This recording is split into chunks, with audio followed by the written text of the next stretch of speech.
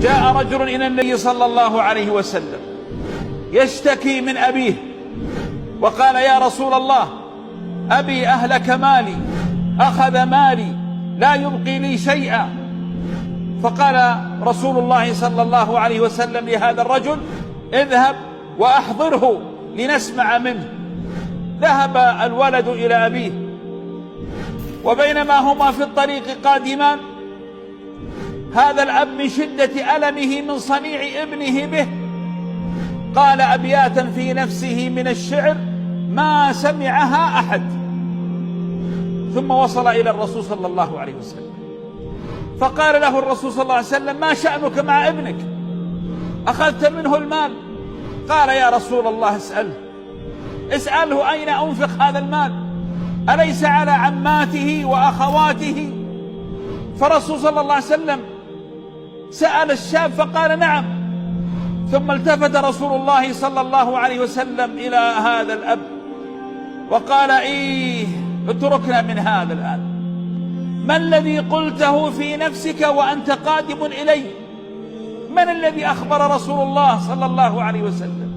نزل جبريل لعظمة ما في قلب هذا الأب من الحزن ليرسل رسالة إلى رسول الله صلى الله عليه وسلم أن هذا الرجل مكلوم مجروح من ابنه، وقد قال أبياتا في قلبه اسمعها منه.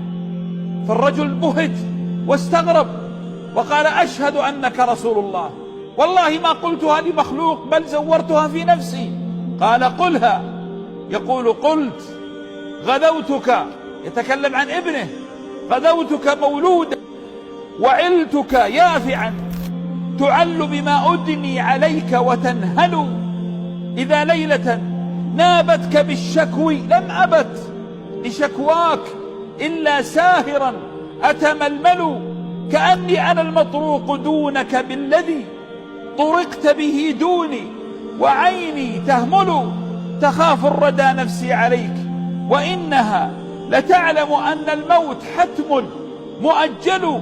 فلما بلغت السن والغاية التي إليها مدى ما كنت فيك أؤمل، جعلت جزائي منك غلظة وفظاظة، كأنك أنت المنعم المتفضل، فليتك إذا لم ترع حق أبوتي، فعلت كما الجار المجاور يعمل.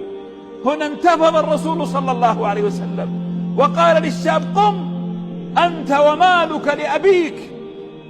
هذا الألم الذي وصل في قلب هذا الأب حتى إن جبريل ينزل من السماء موجود في قلوب كثير من الآباء في هذا الزمن.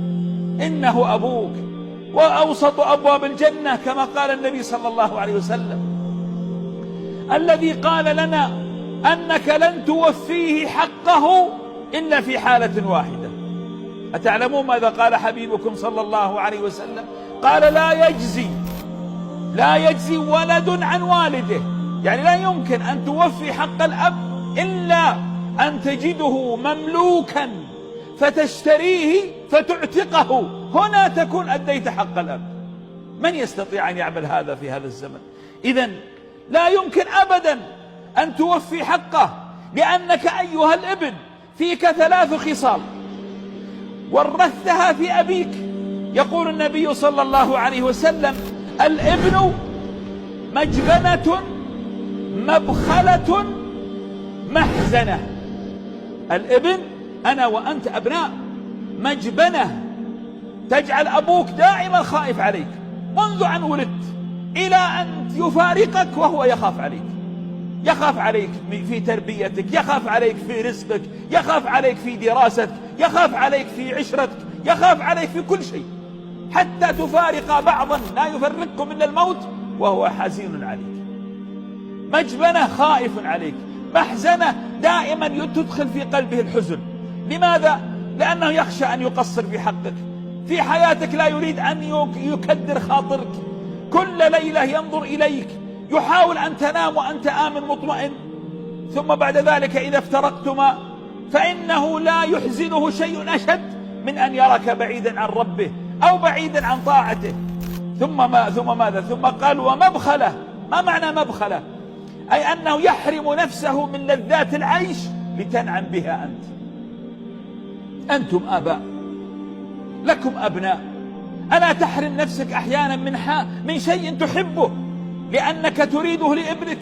هكذا كان أبوك. أنت الآن في زمن رخاء، هو كان في زمن شدة. فإذا الابن مجبنة محزنة مبخلة، فهل ستوفي حق الأب؟ إن الأب لا يبخل على نفسه ليسعدك، ويعيش العمر كله خائف عليك. ولا تقدم إذن الأم أعطاها حقها، أمك ثم أمك ثم أمك ثم أبيك، لكن لا تنسى الأب. إذا كانت أمك قدمتك إلى العالم، فالأب هو الذي يقدم العالم كله بين يديك. إذا الأم تمنحك الحياة، فالأب يعلمك كيف تعيش في هذه الحياة. إذا الأم تحملك في بطنها 9 أشهر، فالأب يحملك أنت وأمك العمر كله. إذا الأم تتأكد أنك لست بجائع، فالأب يعلمك كيف ألا تجوع. إذا الأم تحملك على صدرها، فالأب يحملك على ظهره. إذا الأم تحمل عنك المسؤولية، فالأب يزرع فيك المسؤولية. إذا الأم تحميك من السقوط، فالأب يعلمك كيف تقوم بعد السقوط. إذا الأم تشعر بك وتحبك منذ ولادتك، الأب لن تشعر به ولن تشعر بحبه إلا إذا أنت أحضرت أنجبت الأبناء. هنا تعلم كيف كان أبوك يحبك. الأم هي منبع الحنان، لكن الأب هو منبع الأخلاق. الأب هو تلك الشمعة التي احترقت العمر كله من أجل أن تضيع السعادة لك ولأمك ولإخوانك. الأب هو الذي تغرب وابتعد عن أحبابه وأصحابه وأنس نفسه. لماذا؟ ليؤمن لك السرور أنت وأمك. الأب هو الذي تحمل الديون، هم بالليل وغم بالنهار، ما شكاه لك يوما، بل إنه يأتي إلى البيت فيرمي الهموم كلها خلف الباب ثم يدخل إليك حتى لا يؤذيك بهمومه ومشاكله. أبوك هو سندك في الملمات، خاصة البنات، هو الجدار الذي تستند إليه في حياتك، هو المركب الآمن في بحور الملمات. لذلك اليتيم في البشر يا كرام ليس الذي يفقد أمه، اليتيم في البشر هو الذي يفقد أباه. في الحيوانات اليتيم هو يتيم الأم، أما في البشر لا، اليتيم هو يتيم الأب، ثم بعد ذلك يتيم الأم. والله يحرق قلبك حال بعض الأبناء، تجد بعض الأبناء سبحان الله ليس له منطق طيب مع أبيه، لا يتكلم إلا بفظاظة، لا يتكلم إلا بغلظة، لا يحترم الأب، يرفع صوته على أبيه. لماذا يا أخي؟ لماذا هذا الغلظة وهذا الجفاء؟ ما الذي فعله بك أباك؟ لا يتحمل المسؤولية. تجد أن البيت في 4-5 سيارات أمام الباب، ومع ذلك السائق هو الذي يقوم بمسؤوليات البيت كلها. أين الأبناء؟ والأب هو الذي يتابع المستشفيات، وهو الذي يسدد الفواتير، وهو الذي يتابع متطلبات البيت. أين الأبناء؟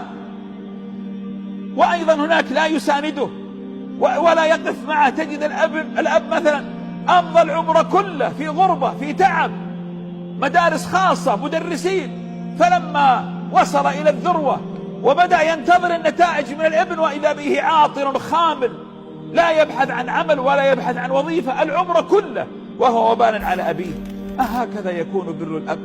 أيها الابن خذها مني وأقسم عليها إن أجمل هدية يقدمها الابن لأبيه هو صلاحه، هو توفيقه، هو أن يراك ترفع اسمه في المحافل، هو أن يراك ترفع رأسه في كل مكان، هو أن يرى الناس تقول لك أيها الابن رحم الله من رباك. هنا أنت أعطيته أغلى وأجمل هدية يتمنها لك. إذن أنت المستفيد. فأبوك ولو كان قاسيا، أبوك ولو طلق أمك، أبوك ولو عاملك بغلظة، هو أبوك، لا تعرض عنه. تستطيع أن تغير الزوجة، تستطيع أن تنجب الأبناء، تستطيع أن تفعل كل شيء إلا الأب. من أين تأتي بأب جديد؟ فما لك إلا هو، فاصبر وتعامل معه بالتي هي أحسن. أما البنات فأنتن الرحمة. اسمحوا لي أن أوجه رسالة إلى البنات. البنت هي الرحمة، هي طريق الجنة، هي وردة حياة الأب، هي ماء وجه الأب. لماذا خصها النبي صلى الله عليه وسلم فقال من